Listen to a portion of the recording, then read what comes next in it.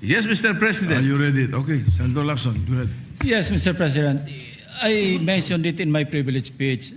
Binigyan po natin ng tikitigis ang kopya na may watermark ng kanilang opisina. Una, nagkaroon po tayo ng isang masamang experience na nag-leak yung nauna ng niroute na committee report. So naisip namin, para matunto natin kung saan opisina manggagaling ang leak, bigyan natin ng tikitigis ang kopya. Hindi po talaga pipirmahan yun kasi advance copy po yun eh.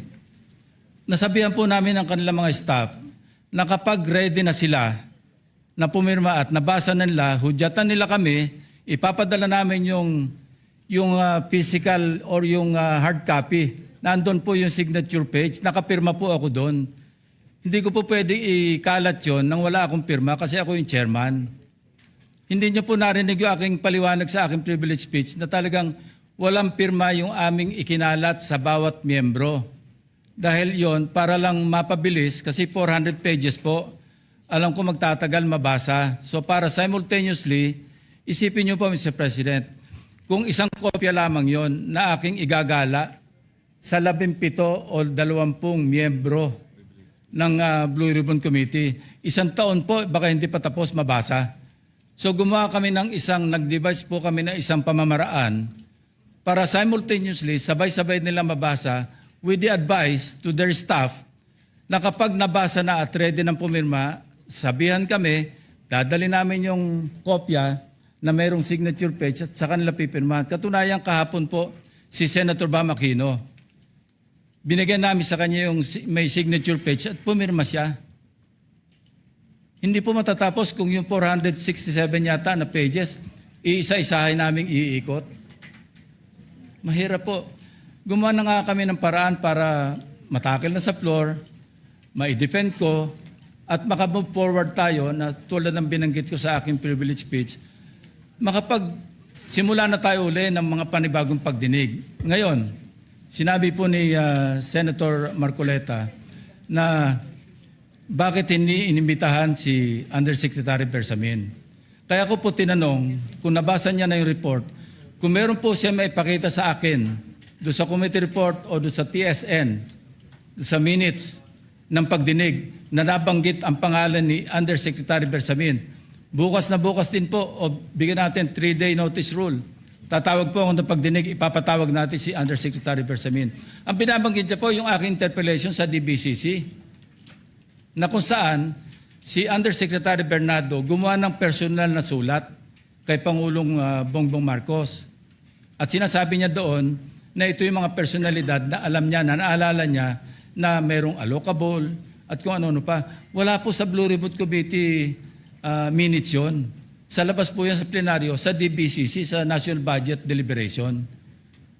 So kung may papakita po sa akin ng ating kasamahan, Senator Marcoleta, na mayroong isang mention sa affidavit o sa salaysay ni Undersecretary Bernardo na binanggit si Undersecretary Bersamin, di tumawag po tayo ng pagdinig at mag-motion siya na ipatawag kung sino man ang gusto niya ipatawag. Ngayon, si Governor Chavit Singson, wala naman pong paliwanag. Ano po yung ite-testify? Konektado po ba sa issue at hand, which is the flood control projects? Kung konektado po, sana sumulat po siya sa chairman at sinabi niya, ito yung lalamanin ng ite-testify o ito yung naka-attach yung draft affidavit ni Governor Chavit Singson. Sino naman ako para tumanggi na ipatawag kung sino man yung resource person? Nagpadala nga siya ng surprise witness, siya lang nakakaalam eh. Hindi ko po inawat eh. Mr. President. No, sandali po, hindi pa ako tapos. At nung hinanap kong pilit, pinagtanong ko yung mga addresses, lahat ng mga kakilala ni Gutesa. At inalam po namin sa pamamagitan ng CCTV footage, baka naman merong sumalubong o merong kasama na pwede natin matunton kung nasan si Gutesa. Ganun po kasi ang aking pagnanais na talagang get to the bottom of this issue. Pero bigla po nawala eh. Ano po magagawa ko? Mr. President, wala nga pong nakasulat dun sa transcript tungkol nga po dun sa binanggit niya sa plenary na pangalang Adrian Bersamin. paano nga pong mababanggit doon, Mr. President, hindi nga niya pinatawag eh. Samantalang dapat niyang ipatawag, sa mismo ang nag-highlight. Isip-isipin po ninyo, nagawa po ni Senator Lacson na isama sa plenary debates ng ating 2026 budget. Ganun ka-importante ang bahagi na yon, Mr. President.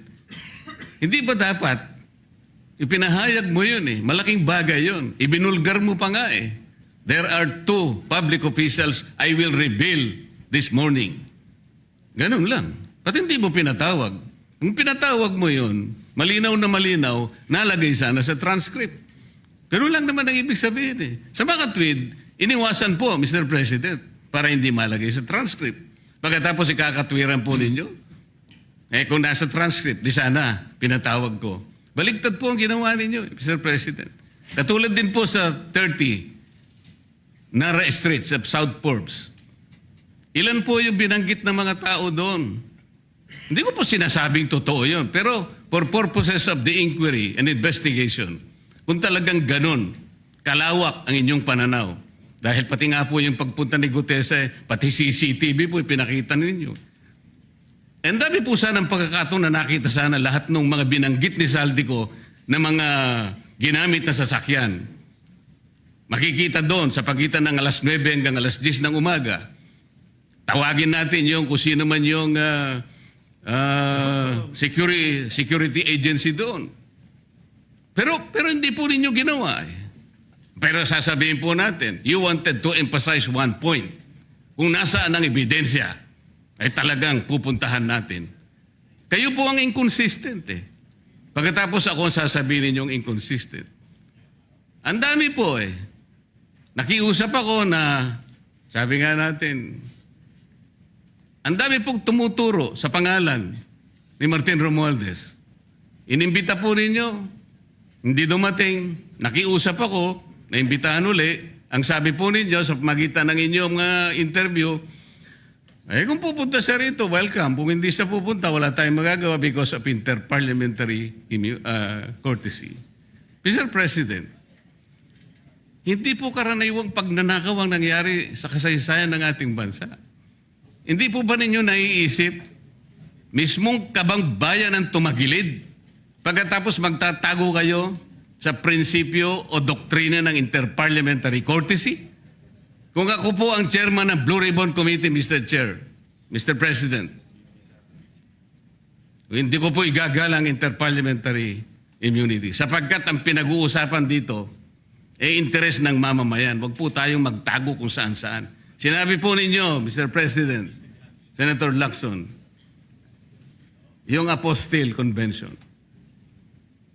Hindi ba pinahayag po ninyo sa isang pag-i-interview ninyo na kung si Saldico lamang ay makakuha ng isang subscribe statement, kahit sa Zoom lang, ipatatawag namin siya.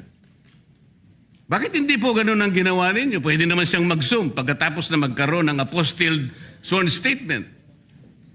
Bakit hindi po ninyo ginawa? Meron naman pong Zoom eh. Natatakot yung tao. Nanganganib ang kanyang buhay. At palagay ko naman, nanganganib nga talaga. Iintay pa po ninyo na humarap sa inyo? Pwede naman ang Zoom eh. Kung talagang gusto nyong tuntunin ang lahat ng mga ebidensya na dapat nating puntahan. Ito po yung pinupunto ng aking privilege speech kahapon eh.